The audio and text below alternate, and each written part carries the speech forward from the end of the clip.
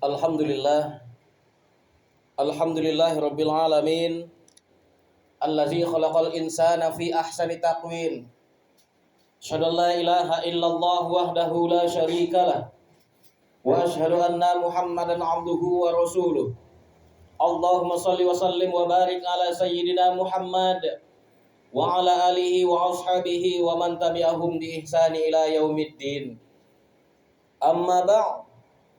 Faya ayyuhal hadirun, ittaqullah ittaqullah haqqa tuqatih wa la tamutunna illa wa antum muslimun. Faqala Allah Ta'ala fi kitabihil karim, a'udzu billahi minasyaitonir rajim. Bismillahirrahmanirrahim. Inna a'tainakal kautsar fasholli li rabbika wanhar. Inna syani'aka huwal abtar. Shadaqallahul azim.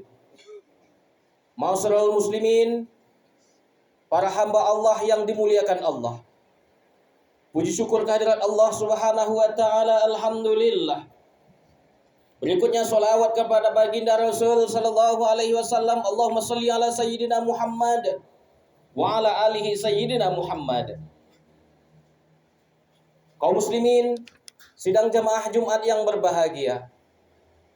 Judul yang akan kita bahas di siang hari yang berbahagia ini yaitu hikmah ibadah kurban.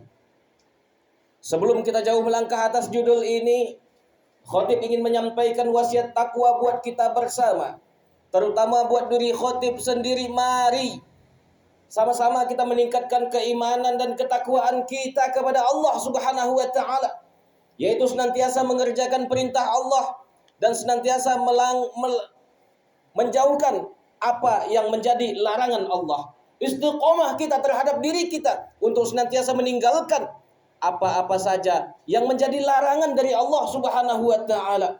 Insyaallah, kalau sudah perintah Allah kita kerjakan, larangan Allah kita tinggalkan, insyaallah kita akan menjadi hamba yang beriman, bertakwa kepada Allah Subhanahu wa taala. Mudah-mudahan khususnya kita yang hadir di sini menjadi hamba yang bertakwa kepada Allah Subhanahu wa taala. Amin ya rabbal alamin. Ma'asyiral muslimin, sidang jamaah Jumat yang berbahagia. Kalau kita lihat beberapa hari lagi kita akan memasuki yang namanya Idul Adha. Banyak sekali perkara-perkara besar di dalam agama kita yang terdapat pada hari Idul Adha tersebut, atau lebih besarnya lagi yaitu terdapat di bulan Zulhijjah. Salah satunya peristiwa yang besar di saat itu yaitu perintah melaksanakan ibadah kurban. Apa yang disebut dengan kurban, ma'asyiral muslimin sedang jemaah Jumat yang berbahagia? Ibadah kurban adalah ibadah dalam bentuk penyembelihan hewan tertentu dengan niat mendekatkan diri kepada Allah Subhanahu wa taala pada hari raya Idul Adha atau pada hari tasyrik, yaitu pada tanggal 11, 12 dan 13 Zulhijjah. Ma'asyiral muslimin, para tamu-tamu Allah yang dimuliakan Allah Subhanahu wa taala. Kalau kita tanya dengan diri kita, kita bertanya dengan diri kita, naluri kita. Coba kita perhatikan saudaraku, sudahkah kita berkurban tahun yang lalu? Sudahkah kita berkurban di tahun ini, ma'asyiral muslimin? Banyak sekali saudara-saudara kita, alasan mereka 1001 alasan. Mereka sampaikan bahwasanya ada yang mengatakan untuk tahun ini mereka belum memiliki harta. Ada yang menyampaikan mereka masih kekurangan segi ekonomi. Namun kita lihat saudaraku, ma'asyiral muslimin sedang jemaah Jumat yang berbahagia, kalau seandainya kita lihat real dari kehidupan kita sehari-hari, untuk menyembelih 1 ekor sapi, 1 ekor kambing dengan harga lebih kurang 2.600.000, 2.500.000 atau paling tinggi 2.800.000, kita enggan. Kita bertanyakan diri kita, berapa angsuran mobil kita? Itu berkisar di atas 3 juta rupiah. Berapa angsuran sepeda motor kita? Itu berkisar di antara 800.000 sampai 1 juta lebih. Berapa angsuran rumah kita? Itu sudah main jutaan, ma'asyiral muslimin. Kenapa? Untuk perkara akhirat kita berat. Kenapa? Untuk perkara mendekatkan diri kita kepada Allah Subhanahu wa taala kita sulit. Kenapa? Dunia yang hari ini ada di pelupuk mata kita. Jelas kata baginda Rasul sallallahu alaihi wasallam, "Man kana fid dunya amahu." Barang siapa dunia merupakan tujuan kehidupannya, kata baginda Rasul sallallahu alaihi wasallam, apapun yang dilakukan semuanya karena dunia. Dia membuka mata di pagi hari, hidup dia di pagi hari, yang dipikirnya, yang ada di dalam benaknya adalah dunia. Bagaimana caranya dia bisa makan hari ini? Bagaimana caranya dia bisa kerja baik hari ini? Namun dia tidak pernah berbicara, mempertanyakan kepada dirinya bagaimana dia bisa beribadah dengan kualitas yang baik sehingga diterima oleh Allah Subhanahu wa taala. Pernahkah kita bertanya seperti itu, ma'asyiral muslimin? Man kana fid dunya hamahu, kata baginda Rasul sallallahu alaihi wasallam, barang siapa dunia merupakan tujuan kehidupannya, farakallahu alaihi amruhu, Allah akan cerai-beraikan semua masalahnya, semua urusannya. Makanya kalau kita pikir, ma'asyiral muslimin, sudahkah anak kita menjadi anak yang soleh dan solehah? Sudahkah rumah tangga kita menjadi rumah tangga sakinah, mawaddah, warahmah? Kalau seandainya belum, introspeksi diri kita. Kenapa mungkin dunia adalah tujuan kehidupan kita? Pikiran kita semuanya terfokus kepada dunia. Kita tidak pernah berpikir untuk mendekatkan diri kita kepada Allah Subhanahu wa taala. Makanya anak kita jarang sekali menjadi anak yang soleh dan solehah. Makanya anak kita sulit sekali untuk menjadi anak yang taat kepada orang tuanya. Kenapa? Semuanya itu disebabkan oleh kita, ma'asyiral muslimin. Kenapa? Karena kita terlalu cinta dengan dunia. Kita bisa menghabiskan uang kita untuk dunia. Kita mau menghabiskan sampai benar-benar habis uang yang ada di rekening tabungan kita karena dunia. Namun untuk berkurban 1 ekor kambing pun berat seberat-beratnya. Ma'asyiral muslimin, sidang jemaah Jumat yang berbahagia. Kalau seandainya kita mati, ma'asyiral muslimin, mobil yang hari ini kita beli, susah payah kita membeli mobil kita, susah payah kita membeli sepeda motor kita, susah payah kita membangun rumah indah kita. Ketika kita mati, mobil, sepeda motor hanya sampai di tempat parkiran, ma'asyiral muslimin. Rumah akan menjadi rebutan ahli waris kita, ma'asyiral muslimin. Ketika kita habiskan uang kita, kita belanjakan uang kita di jalan Allah Subhanahu wa taala, salah satunya itu untuk berkurban, maka itulah yang akan menemani kita ketika kita menghadap Allah Subhanahu wa taala, ma'asyiral muslimin. Jadi kenapa kita pelit lagi dengan kehidupan ini? Padahal kurban itu adalah untuk kesenangan kita ketika kita dipanggil oleh Allah Subhanahu wa taala kelak. Ma'asyiral muslimin, sidang jemaah Jumat yang berbahagia.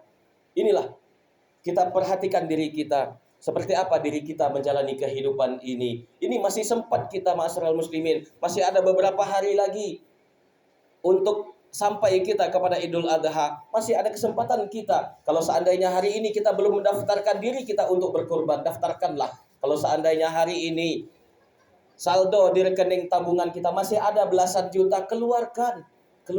Kenapa? Jangan sampai Allah mengambil paksa harta yang hari ini kita dapatkan. Jangan sampai Allah mengambil seluruh harta yang hari ini kita kumpulkan. Kalau seandainya berat kita untuk melaksanakan ibadah kurban, padahal kita memiliki kemampuan, maka hati-hatilah, Allah akan mengambil itu semua, ma'asyiral muslimin. Ma'asyiral muslimin, sedang jemaah Jumat yang berbahagia. Coba kita lihat, ma'asyiral muslimin, apa yang menjadi hikmah atau aktualisasi ibadah kurban di dalam kehidupan kita ini. Coba kita lihat. Yang pertama, apa dia? Yaitu, yang pertama, ibadah kurban adalah proses ibadah mendekatkan diri kita kepada Allah Subhanahu wa taala. Jadi kalau hari ini masalah kita banyak, masalah di kantor kita bertumpuk, masalah rumah tangga kita melimpah, masalah anak-anak kita banyak, jangan pertanyakan kenapa masalah itu datang kepada kita. Tetapi pertanyakan diri kita, sejauh mana diri kita, dekatkah diri kita dengan Allah Subhanahu wa taala. Kalau seandainya diri kita jauh dengan Allah Subhanahu wa taala, wajar kalau masalah itu datang bertubi-tubi. Namun ketika Seandainya kita dekat dengan Allah, insya Allah masalah apapun akan terselesaikan oleh Allah. Kenapa? Karena ada campur tangannya Allah di dalam masalah kita.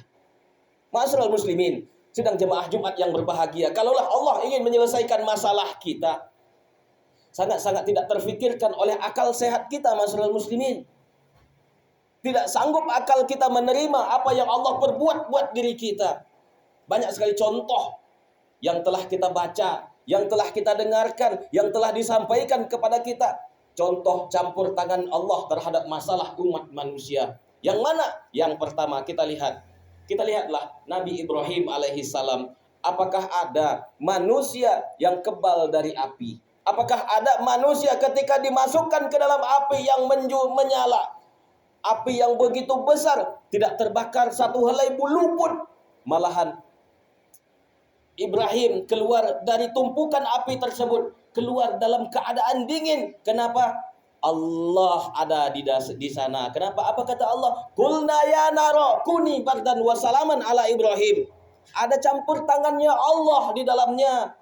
Makanya kalau hari ini masalah kita ingin diselesaikan, masalah kita ingin dibebaskan, dekatkan diri kita kepada Allah Subhanahu wa taala. Insyaallah semua itu akan terselesaikan. Namun kalau seandainya kita jauh dari Allah, maka masalah apapun akan datang bertubi-tubi kepada kita. Kalau udah masalah akan datang bertubi-tubi kepada kita, maka akan membuat kita semakin jauh dari Allah Subhanahu wa taala. Apa kata Allah Subhanahu wa taala? Wa iza sa'alaka ibadi anni fa inni qarib. Ini jelas Allah sampaikan. Kalau seandainya ada yang menyampaikan kepadamu, bertanya kepadamu, wahai Muhammad, tentang diriku, sampaikanlah, sesungguhnya aku dekat kepada mereka, kata Allah. Bagaimana kita mau mendekatkan diri kita kepada Allah, padahal Allah sudah dekat dengan kita? Maka dari itu, bersegeralah diri kita, mendekatkan diri kita kepada Allah Subhanahu wa taala. Bagaimana caranya? Salah satu caranya adalah berkurbanlah. Laksanakanlah ibadah kurban, insya Allah kita akan selalu dekat dengan Allah. Ini hikmah yang pertama. Hikmah yang kedua, yaitu membantu saudara-saudara kita yang memiliki ekonomi yang rendah, memiliki ekonomi yang sulit. Mungkin selama ini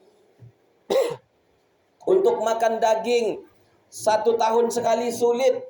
Maka inilah kesempatan kita membantu saudara-saudara kita, karena sesungguhnya doa mereka fakir miskin itu didengarkan, diijabah oleh Allah Subhanahu wa taala. Maka kita akan mendapatkan doa dari mereka. Sesungguhnya doa dari orang fakir dan miskin tersebut dikabulkan oleh Allah Subhanahu wa taala dan memberi kebaikan buat kita yang berkurban. Ini hikmah yang kedua. Yang ketiga, hikmah dari pelaksanaan ibadah kurban tersebut adalah merupakan simbol kita untuk menjatuhkan, untuk melepaskan, untuk menghilangkan sifat-sifat kebinatangan, sifat-sifat egois, sifat-sifat buruk yang ada di dalam diri kita. Memang secara kasat mata kita menumpahkan darah hewan kurban tersebut, namun hakikatnya adalah, simbolnya adalah kita melepaskan seluruh sifat kebinatangan yang ada di dalam diri kita. Apa sifat kebinatangan tersebut?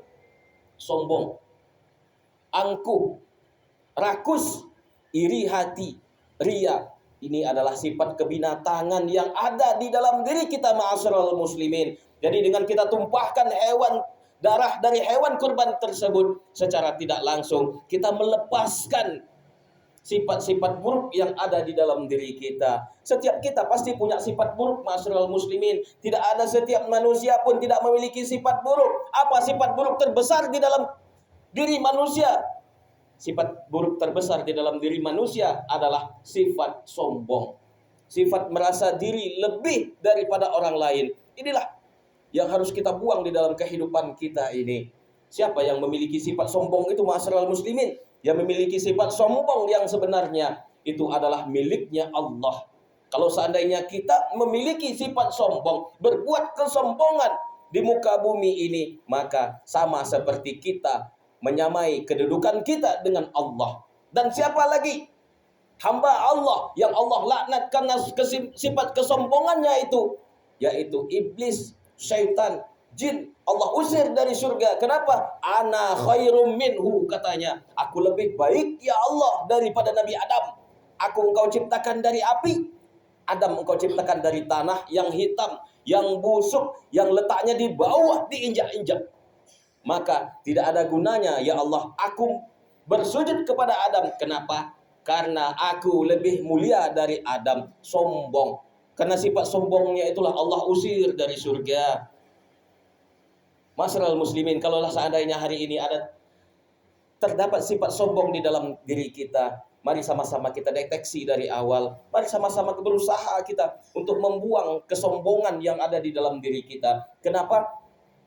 Kita tahu iblis, jin, syaitan itu adalah makhluk Allah yang paling taat kepada Allah Subhanahu wa taala, yang paling dekat dengan Allah Subhanahu wa taala. Namun karena kesombongannya Allah campakkan ke muka bumi. Lalu kita, apakah kita makhluk Allah yang dekat dengan Allah atau tidak? Apakah kita sudah dekat dengan Allah atau belum? Jawabannya tentu tidak dan belum. Kita belum dekat dengan Allah Subhanahu wa taala, ma'asyiral muslimin. Kita belum dekat dengan Allah. Maka dari itu, sudahlah kita belum dekat dengan Allah. Kita tidak dekat dengan Allah. Kita punya lagi sifat sombong. Maka apa kelebihan kita di mata Allah? Tentu kita tidak memiliki kelebihan sedikit pun, ma'asyiral muslimin. Tentunya hati-hatilah. Kalau seandainya yang seperti ini, siksa Allah akan senantiasa datang kepada kita. Bertubi-tubi siksa Allah akan peruntukkan buat kita ketika ada kesombongan di dalam diri kita, ma'asyiral muslimin, sidang jemaah Jumat yang berbahagia. Inilah dia 3 hikmah besar di dalam pelaksanaan ibadah kurban. Untuk itu, mari sama-sama kita lihat diri kita lihat keimanan kita lihat rekening tabungan kita. Kalau seandainya memadai untuk berkurban kita tahun ini, mari kita daftarkan ke panitia kurban masjid setempat yang ada di tempat tinggal kita. Jangan pernah menangguh lagi untuk berbuat kebaikan. Kenapa?